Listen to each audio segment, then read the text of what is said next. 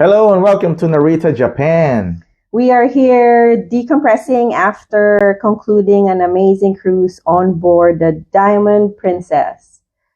Although this is our second time in Japan, we still find it amazing to be here because it's a country built so different. Japan, there's no other country like this. In this episode, we have about 20 plus reasons why Japan is built differently. So we'll try our best to share for those who are planning a trip here.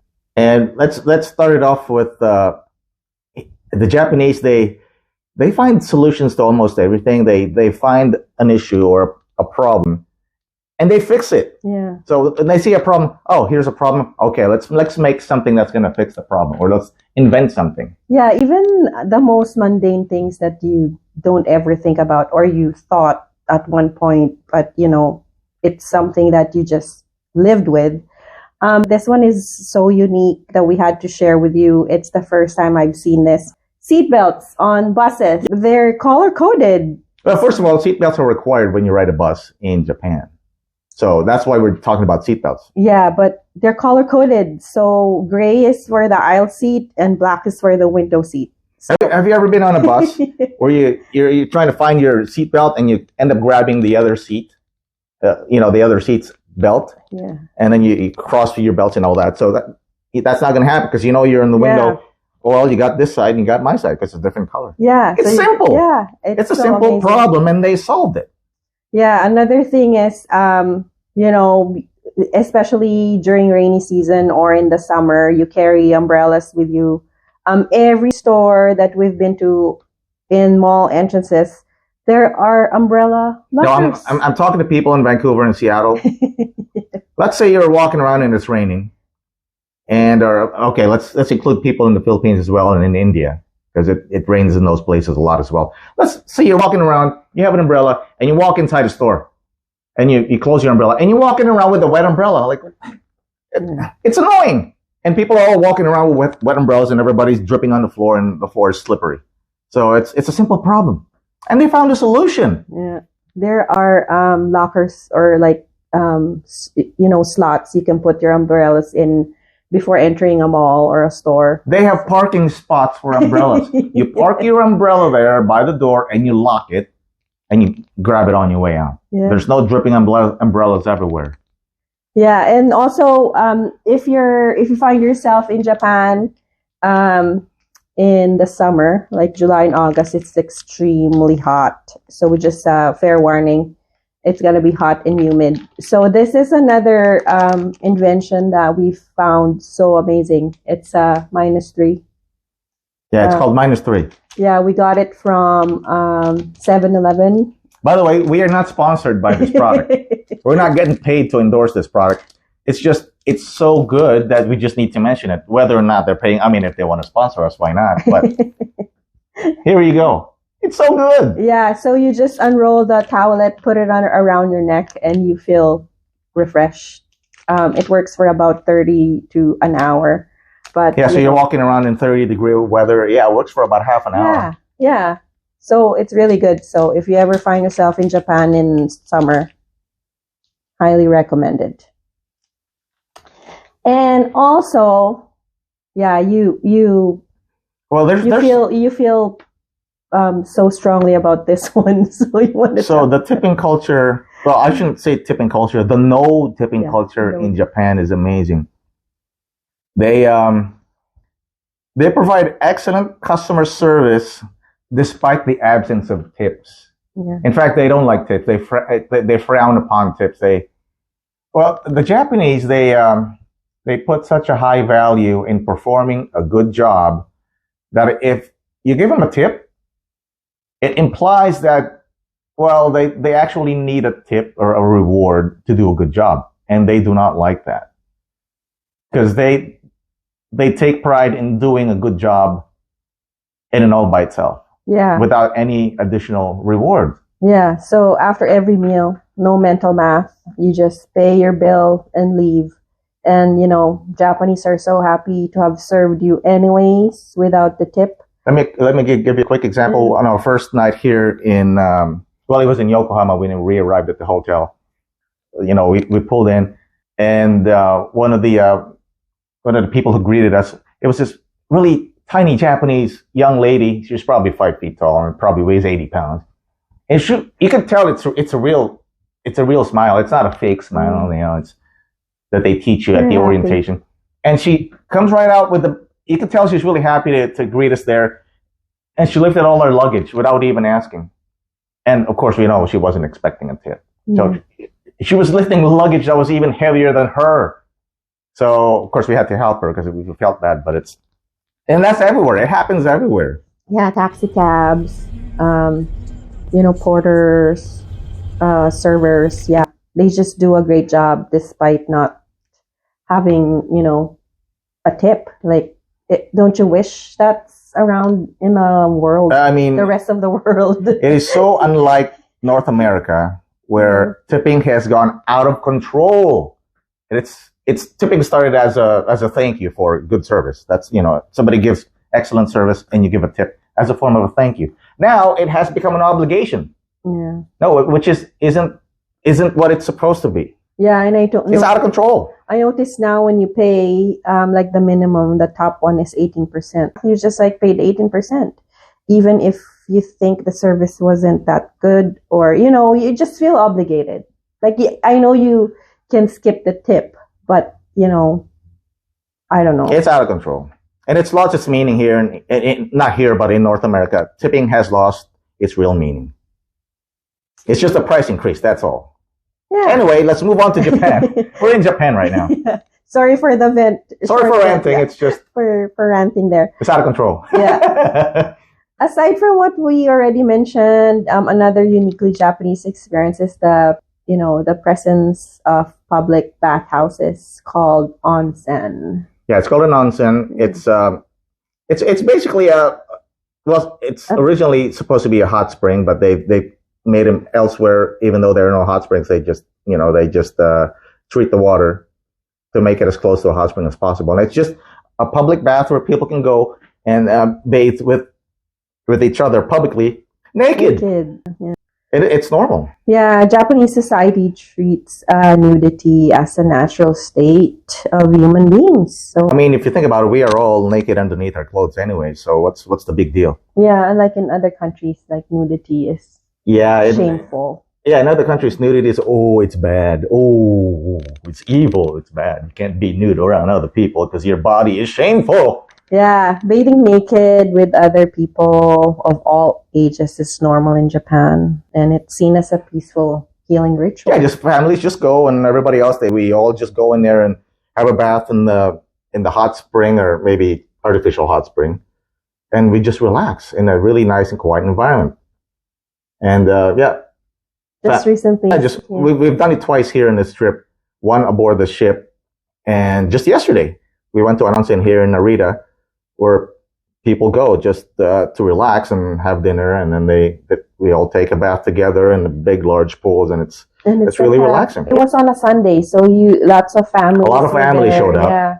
There's a lot of parents bring their kids. Yeah. Kids of all ages. There's even a little kid that was probably 4 years old, and age range from 4 to 82. I think I was sitting beside another guy who was probably 85 years old. So all ages, they all go. And you know what? The kids are well behaved. There's a lot. Yesterday, Sunday, there was a lot of kids. And first I was like, oh no, this is not going to be, it's going to be noisy. But no. Yeah. They were moving around from pool to pool, but they were being quiet about it. They were not screaming. They were not running and jumping into the water. No, they were just as behaved as the adults. Yeah, so just to be clear, it's separated. So the men are on a different bathhouse, and then there's a men's side and there's a women's side. So there's me and all the other guys, and the fathers and their sons, and then there's her and the mother and daughters. The moms and the daughters. I think it's very commendable because they're teaching their children, body confidence, and it's amazing to see. And when you start your kids off like that with that culture, they grow up without the concept of shame. Yeah. Shame doesn't even have a chance to enter their minds because they grow up, in the environment where it's all normal, and it's non-sexual. It's just, we're all just taking a bath. What's the big deal? Yeah. Right? We all have these parts. So what's so bad about it? Seeing families do this together is so enriching to see. So Yeah, it was really nice just to see, just dads teaching their kids how to, because there's a proper way. We might discuss that in a separate episode, but there's a proper way how to scrub yourself when you're going in an onsen to make sure you're clean before you get in the water. And then you see the dads teaching their sons how to do it properly, and then, oh, that's pretty cool. yeah. So next on our list is the respect. The Japanese people are just so respectful. You hear this a lot. I mean, everybody who's been to Japan, their first comment is the people are so polite. Yeah. So everyone you encounter show their respect by, bowing down. So yeah, every time I go to a store, of course you pay, arigatou gozaimasu, and then you do your bow thing. Sure, and then you get used to it. Eventually, you're buying something from the vending machine, and it just becomes so automatic, and you grab your bottle from the vending machine and go, Yeah. oh, wait, I just bowed to a machine. Yeah, I saw you do that a couple times, and it's so funny. Bowing to It's just so automatic vending now. machine. And of course, I'm sure those of you who've seen videos about Japan, they talk about 7-Eleven. So here, 7-Eleven is not just convenience; it's an experience. And it's not a store that you want to avoid. Like in North America, where you see a 7-Eleven, it's like, oh boy, I'm not going there. Yeah. No, here when you see a 7-Eleven, it's like, let's go. Yeah, they call them conbinis. I guess conbini. And then there's other two brands like Lawson and Family Mart. They're But similar. we found ourselves 7-Eleven's still the best. gravitating more to 7-Eleven. In fact, every time we had an excursion on this cruise, every time we get on land, our first objective was to find the 7-Eleven. Yeah. I think they're a bit cheaper, and there's more choices for food, and the food, like, it's Michelin star quality. Yeah, they have these pre-packaged meals that look good. Sure, they look good, but when you eat them, they taste even better than they look. Yeah. It's amazing. So if you're on a budget, so like a $2 onigiri, a $2 egg sandwich, a $2 drink, $6 fills you up. You can have a full lunch or dinner or both at 7-Eleven. Just go into 7-Eleven and you can just have lunch there. And you spend $15. And you can afford a dessert with that, with ice cream, and really good. So don't Even 7-Eleven. Before we leave the topic, even something as simple as an egg salad sandwich. I mean, egg salad. I used to be sick of egg salad because I used to have that as a kid. Yeah, you grew up eating that. They used to give us egg salad for snack as a kid in school a lot. So I was like, egg salad, no. And then tried the egg salad in 7-Eleven.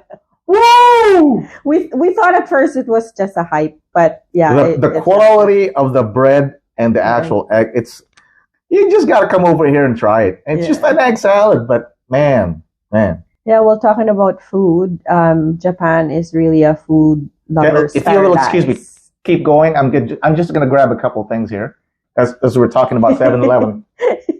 So Japan is a food lover's paradise. So even their chains like Tendon Tenya for tempura and Sukiya for gyudon, very good. It's just really good. And street food here is better than, full-blown restaurants back home or in many countries. And they don't just taste good, but the quality and the preparation are outstanding. Here's an egg salad sandwich. Look at that. I don't know. How do they make the bread? First of all, there's no crust around it. Yeah. It's ready to eat. I don't know. I don't have no words for this thing. And again, we are not sponsored by 7-Eleven. It's just so good we have to say it. I said this in another video, but if you missed that video, this jelly drink, which is packed with vitamins, is so refreshing. It's a liquid and a jello all in one. And I can't stop drinking this thing. Anyway, we're not sponsored by this, but get some. Yeah, and related to food, matcha everything in Japan. Matcha chocolates, matcha latte, matcha cake, matcha pancakes, everything matcha. But you still crave for more. Yeah. Yeah, you still want more. Matcha is a huge part of the Japanese culinary experience. So. It is. So a lot of things are flavored matcha, and you can't have enough of it. Another thing about the Japanese is they are quite protective of their culture. This is evident in the emphasis they place on preserving traditions, customs, and social etiquette. So they are quite welcoming of outsiders and foreigners and visitors, but they draw the line right there, and they make sure that no outside influence takes over their culture and their society, and that their traditions and their way of life is preserved, and that is commendable. You know what? I think every country should be like that. Every culture out there should be protective of their own culture while welcoming visitors to come and have a look and experience the culture for themselves. But you should never let outside influence change your own customs, traditions, and your way of life. And that is what the Japanese have done, which is, once again, commendable. And going back to the topic of vending machines everywhere, even in shrines. So if you're on an excursion or a trip, visiting a shrine where it's so hot, no worries at all, because you'll find vending machines everywhere. Yeah, there's always a vending machine to get a drink. Yeah, not just like cold. They also serve hot coffee. Yeah, you can get hot coffee from a vending machine. You can get ice cold coffee from a vending machine. Yeah, there's a toy. You can get toys. You can get toys. And we even saw once like a flower vending machine. So yeah, you can buy flowers. Again, it's one of those things where the Japanese found a problem where you're walking around in the summer and you're thirsty. Usually you just suck it up and you just get dehydrated. Oh, I don't have water. I'm just going to die. But in Japan, no, they don't let that happen. Oh, you know what? You're thirsty? Let's put a ton of vending machines everywhere. Oh, yeah. And Ichiran ramen, like, you order from a vending machine and then they serve it to you. So, yeah. Okay, moving on. Discipline of the Japanese people. It's very commendable. Everyone lines up perfectly on floor markings, even on a packed subway station. Even if there's no staff around, they just line up. When you're in Japan and you see people who are not lining up, they're tourists. They're not Japanese. That's how you can tell. Mm. Yeah, and even at night, when I was walking around at night, I think that was around 11. I went to a 7-Eleven at 11 p.m. looking for this and this, and the crosswalk was completely empty, but the light was red. So basically, the person walking was red, so you can't cross. So we were just standing there. Me and another guy just standing there. Nothing's happening, but there's no cars. There's no cars coming around, but we're just standing there waiting for the light to turn green so we can cross. Yeah, you hesitate before jaywalking. Never ever jaywalk in Japan. So one thing for sure, that guy wasn't a tourist. So I was. So I just tried to follow what he was doing. And safety, we felt very safe here in Japan. So even like I said, I was walking around at 11 p.m. I probably walked half a kilometer, so it's not even super close to the hotel. So it was, but it was super quiet, and there's other people walking around as well. No fear of getting mugged. Oh no, yeah. Not at all. There's young women walking around by themselves too at that time of night. They're just walking around, maybe coming home from work. Yeah, and also you feel safe leaving your bag unattended without ever feel of it being stolen. I mean, there's crime in Japan. Every country has crime, but the crime rate is really low compared to other places. Yeah, sometimes in a buffet, you carry your bag with you because you're afraid to leave your bag on the table. But here you can do that, no issue. Yeah, we've done it many times where we just leave our bag there and then we grab food. It's in the food court. Yeah. You come back, everything's still there. Yeah. Try doing that in LA. And here, silence is king. Silence. So it's a sign of respect as well. So even in a packed trains, it's so silent. Same thing in the public baths. Like no one is talking. So on the trains, it's it packed like sardines on a train, but no one's making any noise. All you hear is the train tracks. Yeah. It's really nice. And going back quickly to the onsen, there's all of us there. If we were in the US or Canada and we would be in a hot tub with a bunch of other people, of course we would have clothes on because in North America, nudity is evil. So we would be drinking beer. It would be a noisy environment if we were in a hot tub in other countries.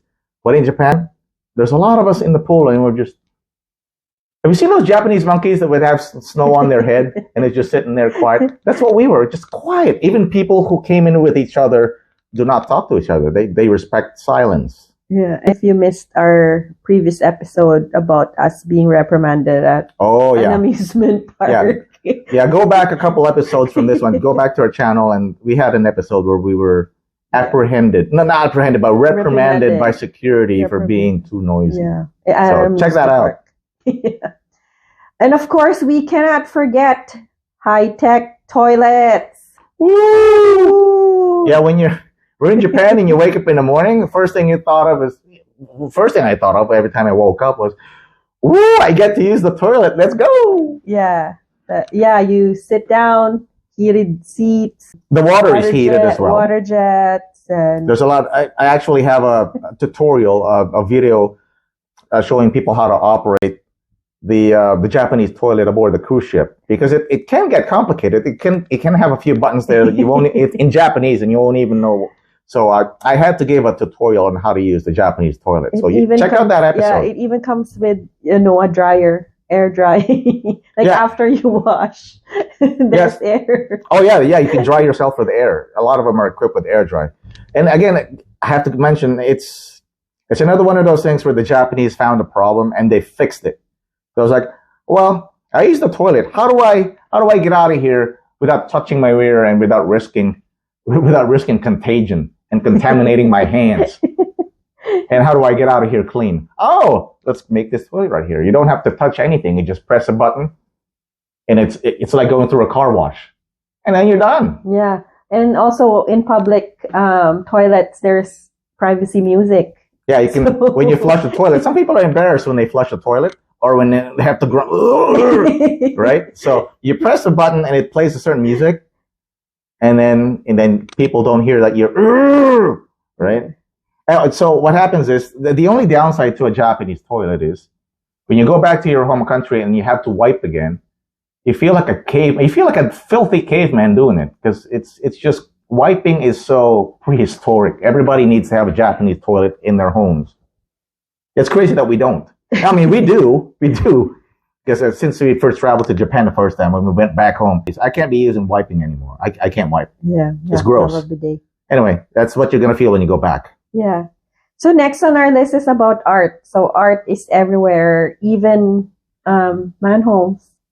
Yeah, it's every single manhole has artwork on it. Yeah, it's crazy. It's not just they put so much work into creating every single manhole. Some of them are even painted. Yeah. So if you visit the towns and cities in Japan, you notice the manholes. You'll be amazed. Even that mundane. Yeah, something simple as that, like a manhole. Who even looks at a manhole? But there's artwork on it. So notice that when you come to Japan, and also those plastic models in restaurants, Yeah, the plastic food. Looks so real. Yeah. They look like art that should belong in a museum. So it's funny because sometimes they will have food displayed in some kind of a freezer, right? A transparent freezer, so you can. Sometimes you don't even know if it's real food or not, and sometimes you think it's fake, but it's real. Yesterday we were in a sushi restaurant aboard the ship, and one of our friends was looking at an octopus, real octopus in the freezer, and he was like, "That's not real, that's plastic." And then the chef said, "No, it's real." Oh, it's real. I can't even tell anymore which is real food and which is plastic food. They look so alike. Yeah. So another distinct thing here in Japan are the animal cafes. So there's cat cafes, owl cafes, micropig cafes, hedgehog cafes. And of course we have to go to a cat cafe. Yeah, we love cats. So once again, they found a problem. There are people with no pets or are not allowed pets in their apartments. Well, the Japanese solved the problem. We're going to make these cat cafes where people can just hang out with pets. Yeah, and that they don't have. And sometimes they're in a same block. So instead of a bar crawl, you can do a animal cafe crawl. Yeah. Can you imagine going? You just wanna be around little cute pigs, and they have that here. Yeah. Yeah. Well, next is Don Quixote. It's a mega store, and they have Daisos as well. So we also found ourselves lost there. Yeah, I'm not a fan of shopping, but yeah, there is. It's just crazy amount of merchandise in there. You can find anything Even adult toys. Yeah, it's just. I mean, It's just right there. yeah, it's just right there, and it's anything from children's toys to adult toys. They're all in one store. Don Quixote. So if you have a chance, there's a big one in Shibuya. It's called the Don Quixote Mega Store, a few blocks from the Scramble. So you can visit that one when you plan your trip to Japan. Just one tip: avoid going in those places during the weekends or Friday nights. Yeah. Because they get packed. So maybe try to go on the weekdays if you can. And of course, I already mentioned it. Unique to Japan is the Shibuya Scramble crossing. Yeah, we've all seen that in the movies, that big crossing where people cross from different directions. And every time we come to Japan, we always try to cross. And you don't just cross it once. You cross here, and you cross again, and you cross every single direction. Sometimes you reverse the whole thing too. Yeah, more than 5 times. The crossing a crosswalk is the experience in itself. Yeah. And we were at, do you remember that name of the building where we went? Yeah. So yeah, we were watching the Shibuya Scramble from a building on its maybe. Oh, there's the name right there. Check below. That's the name of the building where you could take the elevator and you could view the crossing, the Shibuya crossing from that building, and you don't have to pay anything. Yeah, and it's free. Amazing to see. Yeah. So go to that building if you want to see the crossing from above. Yeah. And I guess transportation in Japan's railway system is worth mentioning as well. Yeah, they're so on time. Exactly on time. When they say the train's arriving in 3 minutes, 9:07. It shows up at 9:07. It'll be there 9:07. Yeah, and it leaves a minute later. I don't know how they keep that up, but everything's up to the minute. Yeah. And of course, when you get a chance to ride the Shinkansen, the Japan's bullet train, do it. It's such a smooth ride, and it's so quiet. One time we were on it, and it clocked. I didn't even. I thought we were going slow. Yeah. I thought, well, it's not even worth checking out. But I pulled out my phone and opened my GPS just to see how fast are we going. It feels like we're going 50 kilometers an hour. We were going to 220. We were going 220 kilometers an hour. You don't even feel it. Yeah, and I guess sometimes it. It can go as high as 320 kilometers an hour. So 220, it was nothing. It was like third gear in the car. Another thing that is unique to Japan is the kimono or the yukata, as they call it. We saw people just wearing them, like people walking in public places. People just wear the yukata. Clothes, yeah. So if you ever have the chance to wear one, go for it. Yeah. You'll feel like you stepped into a movie. Yeah, it's really good. It makes you feel like you're part of the environment, even though you're not really, but it makes you feel like it.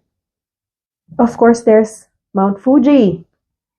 Yeah, it's the Mount Fuji's quite shy, so when you spot it, it's like when you go to New York and you're looking for the Statue of Liberty, and everybody has to see it when they go to New York.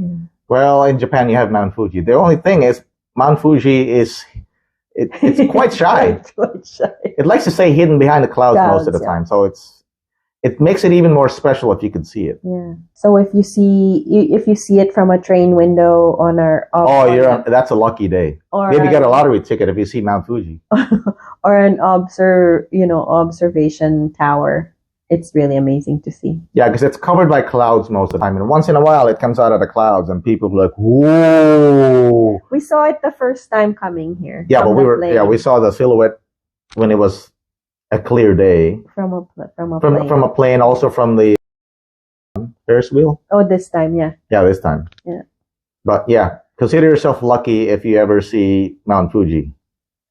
And another thing that is unique to Japan is that hotels provide pajamas, like this one, for wearing them. Just once again, they found a problem. Yeah. When you're traveling, you don't really want to have to, and you're staying for one night in a hotel, and you don't want to have to look for some clothes to wear while you're in the hotel, and you don't want to wear the outside clothes that you've been wearing on the subway or the trains and the planes, and use them around the hotel because those clothes are dirty. Yeah. So the Japanese solved the problem. We're just going to put these things in the hotels so people can have something to wear without opening their suitcase. Yeah, it's incredibly convenient. Simple solution, guys. So one less thing to pack, one less thing to wash and worry about. You wear them and then you discard them when you leave, and off you go. I think they have a term for it. It's omotenashi. Oh, really? Yeah, Okay. omotenashi. It's the Japanese concept of wholehearted hospitality. So. And by the way, they do these things. They put the pajamas in the room without expecting tips. Huh? I think they just try to separate outdoor and indoor clothing to promote cleanliness. Yeah. So hotels provide this. Yeah. In addition to silence, cleanliness is king in Japan. Yeah. Hence, they don't want you wearing outside clothes and sleeping on the bed with your outside clothes. And the Japanese toilets, the ultimate form of cleanliness when you leave the toilet is a Japanese toilet. Yeah. And I've never seen this anywhere else in our travels. Yeah, we were in the club, and there's this person with a robot dog. Robot dog in like cute clothes. This robot dog was I know it was a robot. Yeah. I know it's not a real dog, but it acts like a real one. It's so cute. Yeah. It's funny. You just want to pet this dog, and it's like, hey, how are you? Wait, it's a robot. What am I doing? Well, there are a lot of real dogs too in their fancy strollers. We've seen them. Yeah, the Japanese also love real dogs, Yeah. not just robot dogs. But seeing a robot one is something else. Yeah, I've seen it more than once aboard the ship. Yeah, there was this cute robot dog. And people were like, come here! It was a robot. Come here, boy! And it barks, and then it's like, it's so stretches. cute. Anyway, lastly on our list, I think that's 20 plus. We've mentioned the Japanese, over 20 things. Yeah. The Japanese loves their karaoke, and they know how to party. Oh, they know they don't just do karaoke, and they're like no, they go all out. They go all out. Yeah, they don't care. Backup dancers, and like on our last night on the cruise, there was a party on the piazza. Oh, it was so fun. The Japanese knows how to. Yeah, I'm gonna show you guys that in a separate episode. But they when they have fun, they have fun. They have no reservations because it's. Why would you care what other people think? You're having fun. Yeah. Just have fun. Yeah. Well, I guess there you have it. Our list of Japanese unique experiences for those of you planning a trip here. We have a lot more episodes coming up. Pertaining to some of these things on the list. This is just a list to give you a quick rundown of how Japan is different. But we're going to be coming up with separate episodes of their own. So make sure you subscribe. So yeah, if you want to learn more about Japan, subscribe to our channel and keep checking it for our videos. And you can also check past videos if you want. And for those who have been to Japan, if we've missed any other unique experiences, we forgot to mention anything. Comment down below for for us and for other people. Yeah, we want to make sure we don't miss anything. So tell us in the comments if you forgot anything. See you next time. Live your best life, everyone.